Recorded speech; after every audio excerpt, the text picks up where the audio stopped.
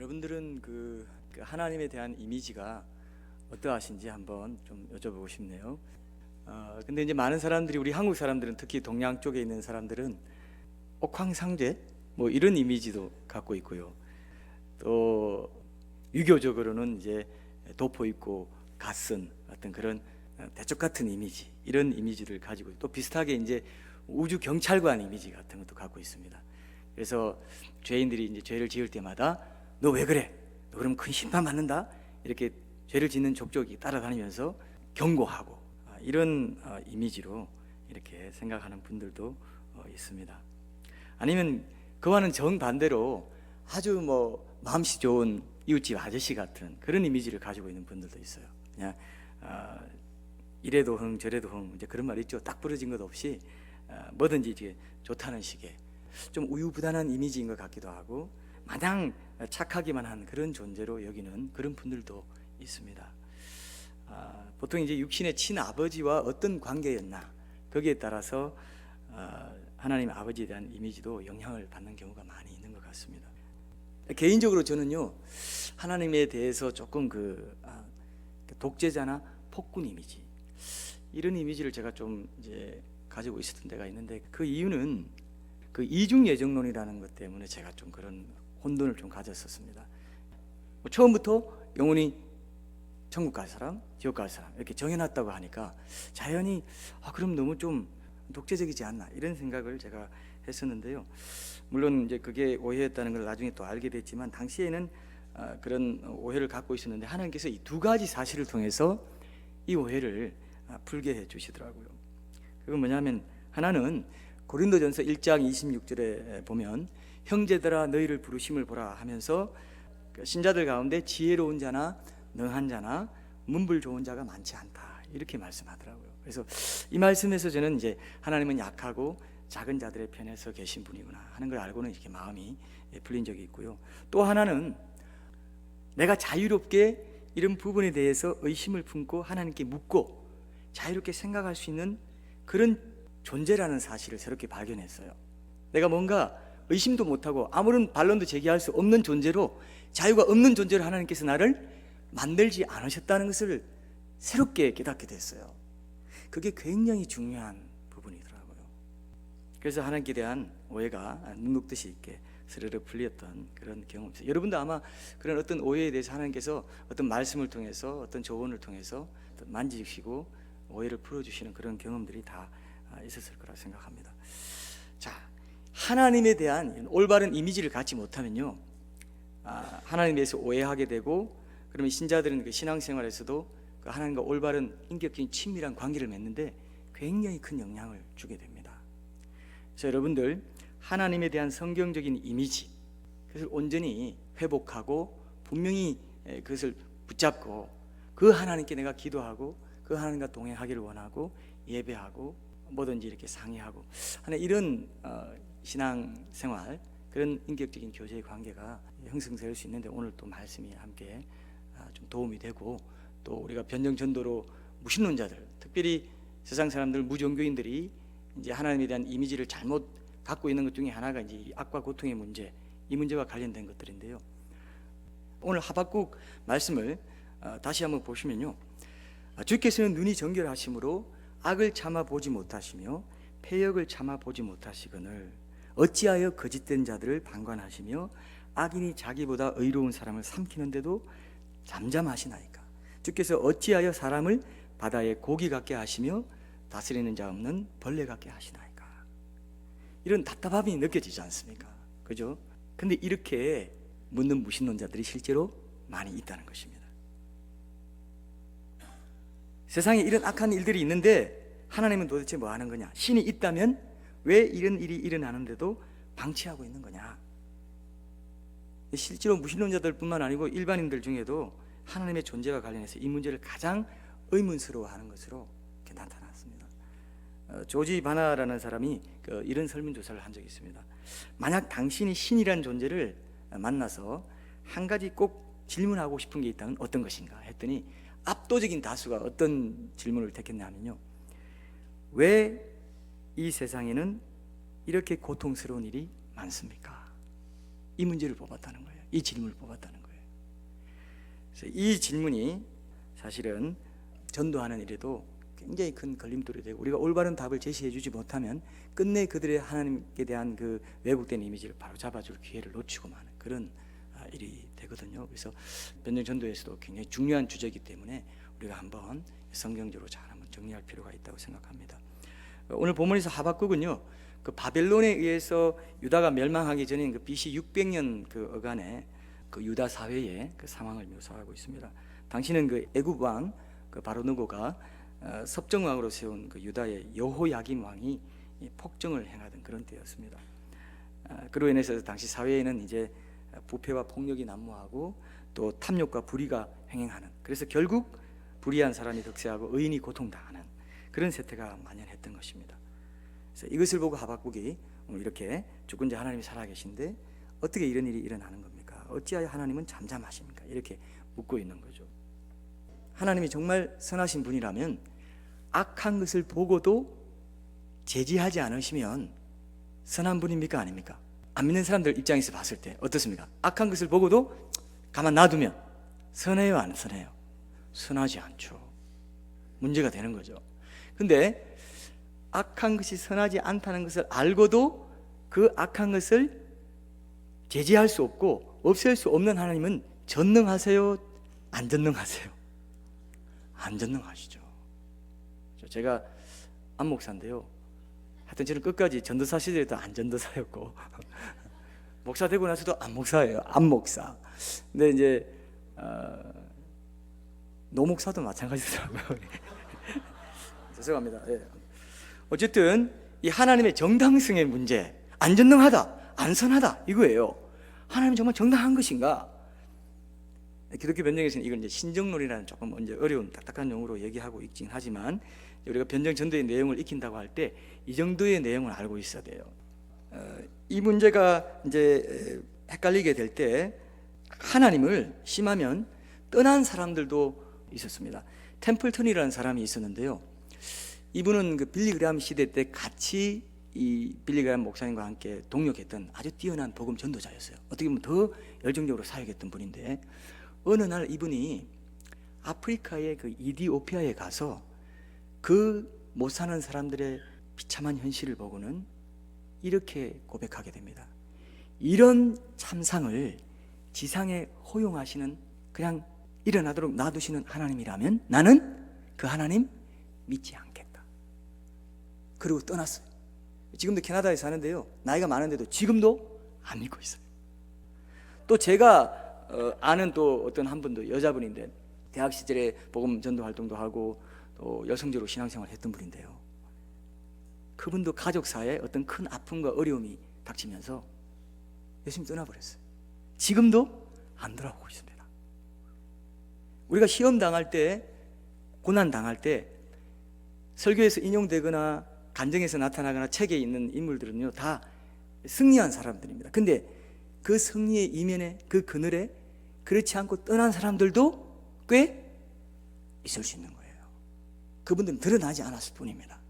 근데 우리가 남의 얘기니까 우리가 이렇게 뭐 얘기할 수 있지만, 실제로 내가 그런 고통과 위기를 당하게 되면 나도 어떻게 될지 모를 수 있는 것입니다.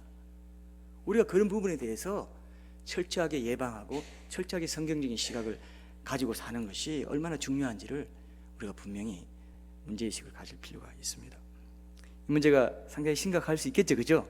그렇게 전도자까지도 떠나버리고 열성적으로 신앙생활 하던 분들도 떠나버리니까, 그리고 돌아오질 않아요. 왜? 하나님에 대한 왜곡된 이미지가 한번 딱 들어오니까 상처가 생기면서, 적개심이 생기면서 하나님은 이런 분이야, 나에게 이렇게 아픔을 주고 고통을 주고, 그리고도 아무 말 하지 않았어. 그리고도 그냥 잠잠해버렸어. 어찌하여 잠잠하시나이까? 이렇게 성경에 이런 얘기가 있고 시편에도 그런 얘기가 많이 있고 해답을 찾을 수 있는 길을 하나님은 이미 다 보여주셨는데도 마음을 닫아버리니까 이게 덮어져 버리는 것입니다. 자, 그러면 이 문제를 우리가 그럼 어떻게 풀 것인가? 제가 몇 가지 악과 고통이 이 땅에 왜 존재하는지 이유를 말씀드리려고 하는데요, 그 전에 그럼 악이 어떻게 발생했는가? 하나님이 악의 창조자이란 말인가? 하나님이 그럼 악을 창조하신 분인가? 이렇게 오해하는 사람들이 또 많아요. 안 믿는 분들 중에도 많습니다. 근데 보십시오, 악의 본질은요 조금 독특한 성격을 갖고 있어요. 그게 뭐냐 하면은 악은 원래가 그 자체로 창조될 수 있는 어떤 특정한 피조물이 아니고 어떤 것에 종속되어서 발생하는 그런 종속적인 관계성의 특성을 갖고 있어요. 자, 제가 예를 한번 들어볼게요. 제 옷이 여기 있지 않습니까? 그죠? 근데 여기에 오늘 보니까 구멍이 뚫렸어요. 구멍이. 이 구멍이 뚫렸으면 이 구멍은 구멍 자체로 존재할 수 있는 겁니까? 아니면 옷이라는 이 실체에서 종속적으로 생길 수 있는 사태입니까? 이게 사태라고 표현해도 맞아요? 사건입니까? 어떤 거예요? 여러분 한번 생각해 보세요. 자, 구멍은 아무것도 없는 데서 생길 수 있어요? 안 되죠. 구멍이 뚫린 거는 이 벽이 있기 때문에 구멍이 생긴 거예요. 이 죽음이라는 것도 생명이 없는 상태를 말하는 것이지 죽음 자체로 존재할 수 있어요? 없어요? 없습니다.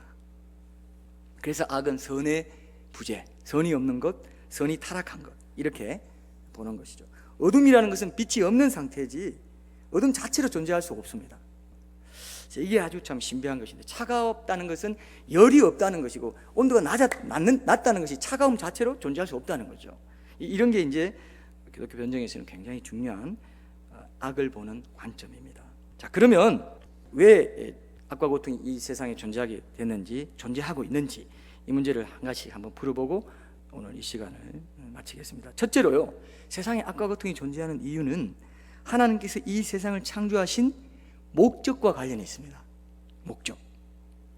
하나님, 제가 삼일체 하나님이라고 말씀드렸는데, 삼일체 하나님이라는 이 공동체로 존재하시는데, 그것은 이제 한 신성의 본체에 세 인격이 존재한다는 것이고, 그 세 인격은 서로 구분되지만 동시에 모든 능력과 건세와 영광에 있어서 똑같이 동등하다는 거거든요. 근데 우리는 보통 생각할 때 그래도 성부 하나님이 중앙에 계시고 뭔가 좀 옆에서 이렇게 좀 보조하는 그런 느낌 아닐까요? 그게 이단으로 정제됐어요. 조금이라도 차등을 두면 종속론이라든지 삼신론이 되어버리기 때문에 이단으로 정제된 것입니다. 그래서 여러분, 영원 전부터 성자, 성령 하나님 없이 성부 하나님만 계신 적이 없었다. 이게 중요한 신학적인 명제입니다. 그래서 아무래도 좀 부족한 게 있지 않을까요? 이렇게 생각하는 것은 성경에서 그렇게 말하고 있잖아요. 하나님과 똑같이 동등되지만 동등됨을 취할 것으로 여기지 아니하시고 종이되어 오셨다 했잖아요. 그죠? 만약에 예수님이 하나님과 동등한 삼일체의 한 인격이 아닌데 우리가 여기 와서 예수님 찬양, 예수님 이렇게 찬양하면요, 엄청난 불경죄예요. 그렇게 됩니다. 그래서 무신론자들이요, 예수님을 실존 인물로 인정하면서도 하나님이 없다고 말할 수 없어요. 왜냐하면 기독교의 하나님은 삼일체 하나님밖에 없기 때문에. 정말 예수님이 내가 하나님이다, 아버지와 나는 하나이니라 이렇게 말했는데, 하나님이라고 선언하신 분은 세계 4대 성인 중에 아무도 없습니다. 종교적인 성인 중에도 아무도 없어요. 그러면 하나님의 가능성은, 유명한 가능성이 있죠. 정신병자이거나 사기꾼이거나 아니면 진짜 하나님이다. 근데 요즘 무신론자들은, 요즘 공격적인 무신론자들은 여기에 하나를 더 덧붙여요. 댄 바크라는 사람이 쓴 그 무신론, 신은 없다, 이 책에 보니까 그게 나오던데 하나를 더 덧붙이는데 뭐냐면요, 예수는 전설이다 이렇게 얘기했어요. 하나 더 생겼죠. 근데요, 칼 야스프스가 이런 말을 했어요. 유명한 사람의 실존 여부는, 과거에 실존했던 그 여부는 그가 남긴 영향력에 있다고 그랬어요. 그러니까 어떤 최초의 이미지가 없었다면 지금까지 영향을 끼치는 어떤 영향이 없다는 거죠. 자, 예수님이 이 땅에 사시고 죽으시고 부활하셔서 영원한 천국에 가셔서 이제 우리를 데리고 오시기 위해서 집을 짓고 계신데, 만약에 예수님이요 십자가를 지신 뒤에 부활하지 않으셨다면, 그런 영향을 우리에게 끼치지 않았다면 지금 이런 교회가 생길 수가 없다는 거예요. 굉장히 중요한 것입니다. 자, 보십시오. 예수님이 십자가 지시기 전에 제자들이 다 도망갔어요, 안 갔어요? 도망갔죠. 수제자 베드로는 3번이나 부인하고 저주하고 부인했다고 그랬어요. 그런 그 많은 제자들이 예수님이 죽고 부활하지 않았다면, 부활했다는 그 동력이, 그 원인이 없다면 어떤 것이 원인이 돼가지고 로마에서 카타콤 교회에서 사자밥이 되면서까지 예수는 하나님이라고. 그때 그 황제 숭배 시대에 하나님은 황제밖에 없어요. 주는 황제밖에 없어요. 그래서 주라 시인한다는 것은 목숨을 각오하고 고백하는 것이거든요. 근데 그렇게 할 수 있었던 원동력이 뭐겠습니까? 예수님이 부활했다는 그것밖에 없다는 거죠. 논리적으로 따져도. 그리고 우리가 부활을 기념해서 매주일 모여서 예수님을 찬양하고 다시 사신 주님을 찬송하는 이런 영향력 자체가 부인할 수 없는 역사적인 실존의 증거라는 것입니다. 믿으십니까? 이건 절대로 우리가 그저 간과할 수 없는 굉장히 중요한 증거입니다. 이걸 우리가 전도할 때 사용해야 돼요. 무신론자들이 어물토당토하는 그런 논리를 내세워가지고 공격하기 때문에요. 성경이 신화다든지 여러 다른 종교나 이런 얘기에도 신화에도 창조한 어떤 신이 있어요. 근데 그 신화는요, 그 뒤에 이어지는 실제적인 인류 역사가 없습니다. 성경만 태초에 하나님 천지를 창조하시는 한 뒤에 이어지는 역사가 있어요. 이스라엘의 역사도 있고, 이스라엘 선민을 택해서 이 하나님 말씀을 맡긴 역사도 있고, 지금 여기까지 전해져 온 역사가 있지 않습니까? 그렇죠? 성경은 신화가 아닙니다. 자, 그런 존재로 하나님께서 삼일체 하나님으로 계셨고, 실제로 성자 하나님은 인류사에 나타난 하나님의 현존이고 하나님의 형상이에요. 이거보다 더 놀라운 사실이 없습니다. 제가 이것을 통해서 하나님을 만나고 인격적으로 만나고 그 십자가 은혜를 발견했기 때문에. 자, 근데 보십시오. 그 광대하고 위대하신 하나님, 성부 하나님만 계시면 3분의 1 하나님만 있는 게 아니라 성부나 성자, 성령 하나님만 계셔도 완전한 하나님이거든요. 그러니까 신비라는 것입니다. 3분의 1 하나님만 나눠서 3분의 1 이렇게 있는 게 아니라 완전한 하나님이시거든요. 근데 그 신비로운 하나님께서, 광대하시고 위대하신 하나님께서 사람을 창조하시기 할 때 자신의 형상을 가진 인격적인 존재로 자유롭게 사랑의 교제를 나눌 수 있는 존재로 짓기를 원하셨다는 거죠. 그래서 자유의지를 가진 존재로 창조하셨습니다. 그래서 처음에요, 세상을 만드실 때는 보시기에 심히 좋았더라 하셨거든요. 근데 왜 이 악과 고통이 들어왔느냐? 그것은 자유의지를 가진 존재로 인간을 만들기로 하시면서 하나님께서 허용하지 않을 수 없었던 거예요. 여기서 오해하시면 안 됩니다. 여러분, 전능하신 하나님도요, 못하시는 게 있어요. 못하시는 게. 하나님도요, 둥근 삼각형 만들 수 있을까요? 여러분 한번 그려보세요. 둥근 삼각형. 하여튼 최대한 한번 그려보세요. 못 만드십니다. 둥근 삼각형, 삼각형은 이렇게 생겼어요. 하나님도 하나님이 만드신, 자신이 만드신 그 창조의 법칙을 무시하지 않으신다는 거죠. 그래서 인간을 자유의지를 가진 존재로 지으시기로 하면서부터 하나님께서도 허용하지 않을 수 없는 어떤 영역이 생긴 거예요. 자, 이것이 중요한 것입니다. 전도하다 보면 무신론자를 포함해서 이제 묻는 질문 중에 또 많은 그 의문 가운데 하나가 뭐냐면, 왜 하나님은 선악과를 만들어서 사람이 타락하게 되고 죽음이 찾아오고 지옥까지 가게 만들었나? 이런 질문을 또 많이 합니다. 근데 선악과를 만들어서 금지 명령을 내리지 않았다면 인간을 자유로운 존재로 만들어서 그와 차원 높은 어떤 인격적인 사랑의 교제를 할 수 없는 거죠. 로봇을 만들게 되면 하나님은 그 사랑의 공동체, 삼일체 하나님 그 사랑의 공동체, 기쁨의 공동체, 그런 인격적인 교제를 나눌 수 있는 존재로 인간을 만드셨거든요. 근데 로봇을 만들었다고 하면 로봇에게 여러분 주권과 통치권 이런 거 얘기할 수 있어요? 인격적인 어떤 사랑의 관계를 형성시킬 수 없죠, 그죠? 하나님 인형을 만들기 원치 않으셨어요. 그래서 자유의지를 주셔서 에덴 동산에 이제 두고 여기서 잘 관리하라. 다만 선악과는 먹지 마라. 에덴에 수천 수만 그루 나무가 있지 않았겠습니까? 근데 딱 하나, 이 나무 열매 먹지 마라, 이렇게 얘기한 거예요. 그렇게 함으로써 그때부터 자유의지가 발동되기 시작한 겁니다. 자유의지의 태엽을 감아준 거랑 마찬가지였어요. 그래서 그걸 볼 때마다 하나님 저거 먹지 말랬다 하면서 내가 자발적으로 하나님의 주권에 순종하는, 인격적으로 사랑을 고백하고 교제할 수 있는 능력을 갖게 되는 것이었습니다. 선악과를 안 만들면요, 그저 아담은요 에덴 동산 관리하는 그냥 공원지기, 가수원지기밖에 못 되는 거예요. 종이에요. 근데 하나님 나라 국민으로 성격시키려고, 나라는 주권, 그죠? 국민 영토잖아요. 그 삶의 영역에서 국민으로, 하나님 나라 백성으로 살아갈 수 있도록 주권을 딱 선포하신 거예요. 넌 주권 아래 있는 존재고 통치권 아래 있어야 된다. 지금 우리가 신앙생활 어려운 것도요, 자유의지가 있어서 어려운 거예요. 내 삶의 영역에서 하나님의 주권인 말씀을 순종하는 내 삶의 영역으로서 내가 그 영역에서 하나님 나라 백성으로 살아가야 되는데, 자유의지를 주셨기 때문에 내가 순종해도 되고 안 순종해도 별 제재가 없거든요. 하나님께 조용히 기다려 주시거든요. 그러니까 이게 신앙생활이 쉽지 않은 겁니다. 그래서 목사님이 설교하시고 훈련받고 교제를 통해서, 다락방을 통해서 계속 하나님께서 권면하시고 도전하시는 거예요. 인격적으로 나를 이끄시기 위해서. 자유의지 때문에 신앙생활 힘든 것입니다. 지금도 하나님은요 그렇게 악의 가능성을 허용하고 계세요. 그래서 계속 얘기해도 완악해지면 더 불순종할 가능성이 많아요. 그때 허용되는 악의 심판의 가능성도 있다고 이렇게 보기 때문에 여러분, 순종하는 사람이 더 순종하는 것처럼 불순종하는 사람이 더 불순종할 가능성이 높더라고요. 이게 하나님께서 우리에게 책임을 주신, 자유의지를 주신 중요한 영역입니다. 자, 그래서 아담이 그 지연죄 때문에, 아담이 선악과를 다 먹었다는 것 때문에 우리에게까지도 이제 죄가 들어오고 또 우리가 책임져야 될 부분이 생겼는데, 또 안 믿는 사람들은 아담이 지은 죄 때문에 왜 나까지 죄인이 돼야 되나, 나 억울해, 또 이거 갖고 엄청나게 물고 늘어져요. 하여튼 물고 늘어지는 사람들이 많습니다. 요즘은 물고 늘어지는 사람들이 어떻다고요? 더 많아지고 있어요.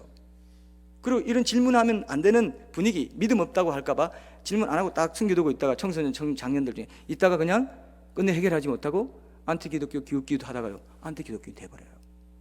실제로 제가 현장에서 그런 사람들의 글을 봤습니다.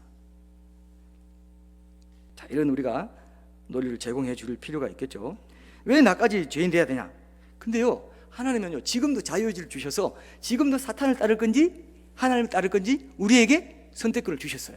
선택권을 주시지 않은 채로 하나님이 어떤 심판을 행하시는 일은 없다고 믿습니다. 불공평하신 분이 아니기 때문에 하나님이 지금도 각자에게 평생에 걸쳐서 기회를 주십니다. 그렇기 때문에 아담 한 사람 때문에 나 이렇게 억울하게 돼서 이렇게 말 못해요. 하나님이 분명히 그것을 성경에 여러 경로를 통해서 우리에게 보여주고 계십니다. 근데 아담이 말입니다, 그 선악과를 따먹었는데, 근데 하나님께서 알고, 너 선악과 따먹었냐? 얘기, 너 왜 그러냐? 내가 따먹지 말라고 그랬잖아. 사실 내가 저 뒤에 또 하나 더 뒀는데 이제부터 따먹지 마, 이렇게 말했다고 합시다. 그럼 인간을 존중하는 거예요, 안 하는 거예요? 안 하는 것입니다. 이거 먹으면 죽는다 했으면, 따먹었으면 죽음이 찾아오고 질병이 찾아오고 어떤 땅도 너로 인하여 저주를 받고 해서 자연재해도 찾아오고 뭐 이런 것들이 일어나야 인간을 진정으로 존중해 주는 것이고 인간에 대한 진정한 자유의 시험이 된다는 것입니다. 그래서 악과 고통이 존재하는 이유는 하나님이 세상을 만드시되 인격적인 사랑의 교제를 나눌 수 있는 존재로 로봇을 만들지 않은 증거입니다. 하나님이 사랑이시라는 증거예요. 그렇죠? 역설인 것 같지만 이게 진리더라고요. 악과 고통을 볼 때마다 하나님이 인간을 제대로 존중해주고 대우해준 결과다, 이렇게 좀 생각하시고 더 깊이 묵상하시면 좋겠습니다. 자, 얼마 전에 이제 동부 지역에 강력한 허리케인이 왔는데 많은 재산 피해도 있고 인명 피해도 있고 뭐 그랬다고 했는데요, 그것도 다 인간이 타락하면 그런 너로 인하여 저주를 받고 한 그 말씀이 지금 진리로 나타나는 거거든요. 그렇죠? 근데 이제 우리가 조심할 거는 그런 폭풍이 일어나고 태풍을 맞은 그 지역 사람들이 죄가 있어서 그럴 것이다 라고 얘기하면 안 된다는 겁니다. 그건 아니고 신뢰한 망대가 무너졌을 때 그들이 너희들보다 더 죄가 많아서 그런 게 아니다, 이런 식으로 말씀. 너희도 회개하지 않으면 다 망한다. 그리고 요한복음 9장에 보면 소경된 어떤 사람의 그 소경된 그런 병이 부모의 죄로 인함이니까 그게 아니다, 이 사람을 통해서 하나님의 영광을 드러내게 하려 합니다. 고통의 신비, 고난의 신비인 거죠. 그래서 여러분 교회 지체들 중에서도 어려움 당하고 위기 당하고 고난 당해가지고 뭐 병이 들거나 어려움 당하면 꼭 이렇게 말하는 사람이 있을 수 있는데, 그러니까 내가 빨리 회개하라고 했잖아, 왜 회개 안 하고 그렇게 버티다가 이렇게 말하면 안 됩니다. 이거는 그런 이유 없이 고난 당하는 경우도 참 많기 때문에 항상 존중해주고 기도해주고 격려해주고 위로해줘야지, 내가 하나님이 아니기 때문에요. 그죠? 그런 것들을 여러분 한번 정리하고 계시면 좋을 것 같고요. 그 다음에 둘째로 악과 고통이 존재하는 이유는 타락한 인간에게 회개의 기회를 주시려고 심판을 연기하고 계시는 하나님의 자비의 표현 때문에 악과 고통이 존재하는 거예요. 이해하십니까? 이 말 이해하죠? 만약에 말입니다, 인간이 악을 짓는 족족 바로 처단해버리면 하나님이 자신의 사랑을 보여줄 대상이나 기회를 없애버리는 게 돼요. 그래서 하나님께서 오래 참고 기다려주시는 거예요. 자, 이제 제가 인터넷에 이런 댓글이나 이런 걸 보면은 뭐 성폭행하고 뭐 장기 매매하고 인신매매, 요즘 뭐 그런 그 죄들이 많으니까 그런 거 보고 막 이런 천벌 받을 놈 같으니 하고 뭐 이렇게 막 쓰는 사람도 있고, 이런 악인을 살려준단 말인가? 근데요, 만약에 어떻게 저런 하나님 살아있다면 저런 악인을 살려주나, 이렇게 말하는 사람은 정말 하나님이 악인 안 살려주면 그 사람이 즉사해야 돼요. 자기가 악인이기 때문에 하나님 보실 때는 그렇게 되는 거예요. 하나님이 긍휼로 우리를 기다려 주시는 것입니다. 죄 없는 자가 돌로 치라고 그렇게 자신 있게 말할 수 있는 사람이 아무도 없어요. 그래서 하나님께서 심판하시지 않고 기다려 주시는데, 하나님께서 누군 봐주고 누군 안 봐주고 뭐 이런 식으로 해버리면요, 또 심판을 받아야 되는데 심판 안 하고 끝까지 지옥이 없고, 그냥 하나님이 심판 안 하면 하나님이 범인 은닉죄, 하나님이 죄인 되시는, 이건 전혀 있을 수 없는 일이 일어납니다. 그래서 악과 고통이 이 땅에 일어나는 것은 하나님이 심판을 연기하셔서 사랑으로 회개하기를, 돌아오기를 기다리고 계신 하나님의 자비의 표현이고, 그렇게 기다리는 동안 돌아와야 된다는 우리가 절박한 마음을 가져야 된다는 거죠. 만약에 그 심판 안 하잖아요, 지옥이 없잖아요. 그러면 하나님이 공평하신 게 아닌 게 되는 거죠. 지금 이 창조 질서 가운데요, 이 인간 외에 다른 나무나 이런 것들은 땅에 뿌리를 받고 있지 않으면 즉시 시들어 죽어버립니다. 근데 인간만은 악을 짓고 거짓말하고 욕하고 사람을 죽이고 성폭행하고 여러 가지 일들을 해도 버젓이 살아있어요, 안 있어요? 살아있는 거는, 그렇게 해서 그들 때문에 악과 고통이 존재할 수밖에 없고 고통받는 세상인 것은 하나님이 자비를 보여주고 계시는 거예요. 짧은 기간 동안, 그것도 죽고 나서는 바로 지옥입니다. 하나님이 그걸 봐주면 하나님이 죄인 되시는데요, 절대 있을 수 없어요. 우주 전체를 창조 질서로 엄격하게, 지금 지구만 해도 자전 24시간, 공전 365일 정확히 안 지키면 폭파해버려요, 지구가요. 뭐 궤도를 이탈하면 큰일 나는 거예요. 정확히 창조 질서 법칙대로 움직이시는데 인간만은 지금 참고 계세요. 매일 분노하시는 하나님이시로다. 하나님이 심판장이신데 지금 그런 어떤 심판의 화살을 겨누고 있다, 그렇게 말했어요. 여러분, 얼마나 이게 절박한 일입니까? 죽으면 바로 지옥입니다. 지옥이 없으면 하나님은 하나님 아니세요. 선하신 분 아닙니다. 창조주 아니세요. 믿는 자들도 마찬가지예요. 선악간에 우리의 몸으로 행한 것을 따라 받으려 한다 그랬어요. 선악간에, 선한 이든 악한 이든 믿고 난 뒤에도 그리스도의 심판대 앞에 서기 위해서 지금 다 기록되고 있어요. 여러분, 하루에 은행, 행동한 것, 마음이 생각한 것 다 기록되고 있습니다. 하나님 기록하셔야만 돼요. 창조주 하나님이시기 때문에, 선하신 분이기 때문에. 우리 삶도 마찬가지입니다. 늘 정결하게 거룩하게 주님 말씀대로 살기를 소원하는 것이 얼마나 중요합니까, 여러분? 셋째로 악과 고통이 존재하는 이유는요, 절대적인 선이신 하나님의 존재를 지각하는 방편입니다.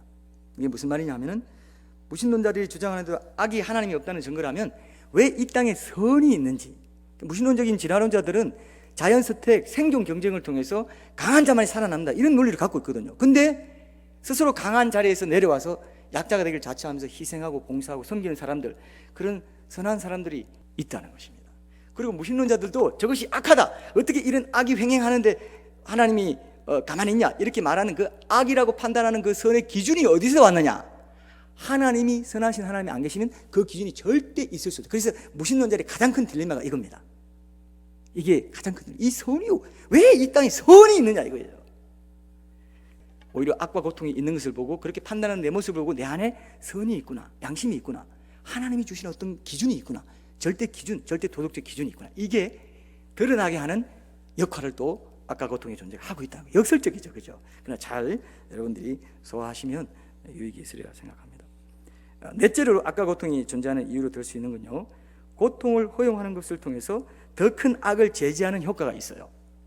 몸살이 난다는 것은 몸에 이상이 있다는 신호를 알려주죠. 그래서 더 큰 병에 걸리지 않도록 딱 내가 자제할 수 있도록 해주는 거죠. 그래서 고통은 인간의 유한성, 한계성을 깨닫고 하나님께로 돌아오게 하기 위한 하나님의 은혜의 방편일 때도 많이 있습니다.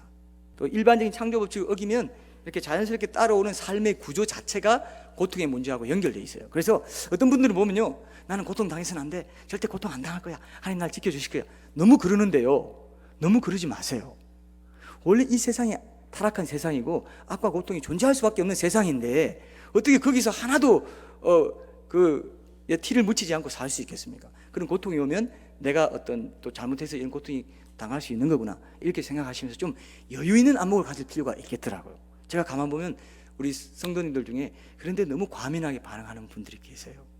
그런 것들을 좀 여유 있게 좀 가질 필요가 있고요. 또 가까운 사람들끼리 서로 상호 의존하는 관계 속에 이제 공동체로 살게 했기 때문에 그 관계 자체가 수많은 갈등과 상처의 요인을 갖고 있습니다. 그렇기 때문에 우리가 아까 고통을 자연스럽게 이 창조 세계 속에서 경험할 수밖에 없죠. 그래서 우리 생활의 일부다, 이런 마음을 좀 가져야지 뭐 너무 이 고통에 신비어하면서 자기 잘못해서 고통을 당하는 것 같고 여기 뭔가 영적인 이유가 있겠긴 하지만 너무 이렇게 또 하는 분들이 있는데 물론 있죠. 합력하여 선을 이루시는 하나님의 뜻이 있지만 좀 여유를 가질 필요가 있다. 이것도 조금 짚고 넘어가면 좋겠어요. 그래서 하나님께서 우리가 잘못했을 때 고통을 내가 받아야 되는데 하나님이 기적적으로 항상 개입해가지고 고통 안 받도록 싹싹 그걸 제거해 버리잖아요. 내 자유의지로 어떤 것을 선택하면 어떤 특정한 결과를 내가 경험해야 되는데 그래서 하나님 기적적으로 개입해서 없애주잖아요. 그럼 삶 자체가 의미가 없습니다. 그런 뜻이 있는 거예요. 삶 자체가 의미가 있으려면 내가 책임 있는 존재로 자유의지를 행사해서 하나님이 기쁘시게 하는 존재로 살아가려면 고통을 당할 때도 있고 그것을 또 깨닫기도 하면서 하나님의 뜻을 이루어들어가는 그런 존재로 살아가야 된다는 거죠. 자, 마지막 5번째, 이걸 결론으로 제가 좀 오늘 제시하고 싶은데요, 이건 특별히 신자들과 관련된 것인데 우리의 성숙을 위해서 하나님께서 악과 고통을 허용하고 있다는 것입니다. 이제 마태복음에 보면 13장에 보면 알곡 신자들을 다치지 않기 위해서 가라지를 끝까지 두기 때문에 악과 고통이 존재한다, 이렇게 이제 우리가 보기도 하는데 그건 이제 소극적으로 보호하는 것이고 적극적으로는 하나님께서 우리를 악과 고통마저 사용하셔서 합력하여 선을 이루시게 한다는 것입니다. 우리가요 인간 행복의 관점에서 이 악과 고통의 문제를 생각할 때가 너무나 많아요. 우리는 불완전하고 연약한데 우리 기준으로 내게 행복이 오지 않으면 이거는 하나님이 날 사랑하시지 않는 증거다, 내가 고통을 당하면 하나님이 나를 버리셨구나, 이래서 하나님 떠나고 그렇게 하거든요 실제로. 근데 지금부터는 여러분 어떻게 해야 됩니까? 악과 고통이 생기면 하나님이 나를 연단시키시고 또 내가 감당할 시험밖에는 주지 않는 걸 확실히 믿기 때문에 이 악과 고통 가운데서도, 이 시련 가운데서, 이 질병 가운데서도 하나님은 나를 사랑하시고 이 일을 통해서 합력하여 선을 이루신다, 이걸 믿으셔야 되는 거예요. 물론 우리가 하나님의 자녀로서 복을 구하고 좋은 걸 구하는 건 당연한 겁니다. 하나님 그렇게 복을 주시고 또 복을 누리는 것을 통해서 하나님의 증인이 되고 복음의 증인이 될 수 있습니다. 그렇죠? 그러나 내가 하나님 믿는데도 불구하고 내 이웃들이, 안 믿는 이웃들이 내가 하나님 믿고 살아가고 어느 교회 다닌다는 거 다 알면에도 불구하고 내가 자꾸 사업도 안 되고 구차하게 살게 되고 질병도 들고 실패를 거듭하게 되고 이럴 때조차도 내가 하나님을 찬양하는 것을 선택하고 감사하는 것을 선택하고 이런 상황 가운데서 하나님은 내게 신실하십니다.